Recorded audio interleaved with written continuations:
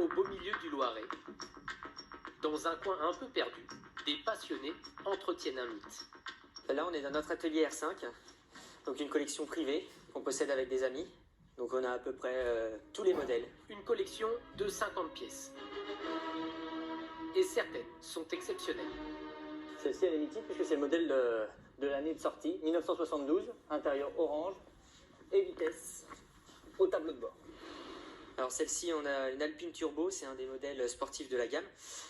Donc avec le logo Turbo et la fameuse couleur bleu Alpine. Alors celle-ci, c'est une TX de 84, elle a les jantes alu, elle a l'intérieur en velours, et elle est tellement luxueuse qu'elle a la direction assistée et les vitres électriques.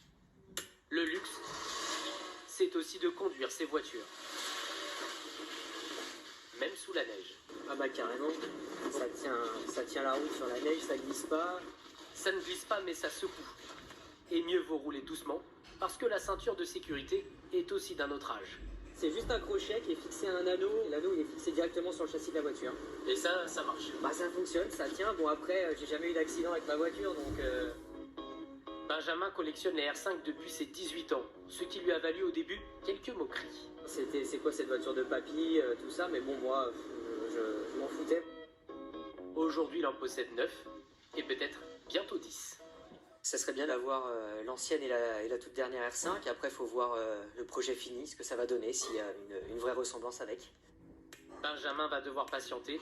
La nouvelle R5 n'est pas attendue avant 2024. Seul ce prototype existe aujourd'hui. Redonner vie à ce mythe français, c'est la mission de Gilles Vidal, patron du design chez Renault.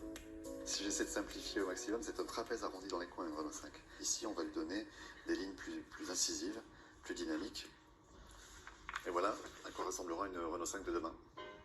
Sur le papier, cela a l'air simple, mais il y a des codes à respecter. Il faut retrouver, au premier coup d'œil, la Renault 5. Et donc, ça passe par cet arrière très incliné, un toit assez arrondi, des flancs sur la voiture très généreux. Il faut en plus moderniser certains détails qui ont fait la renommée de la voiture.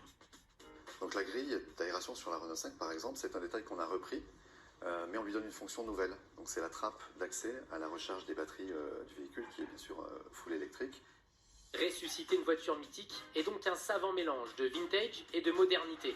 L'objectif étant de séduire les anciennes et les nouvelles générations. Mais c'est aussi un pari risqué pour les constructeurs.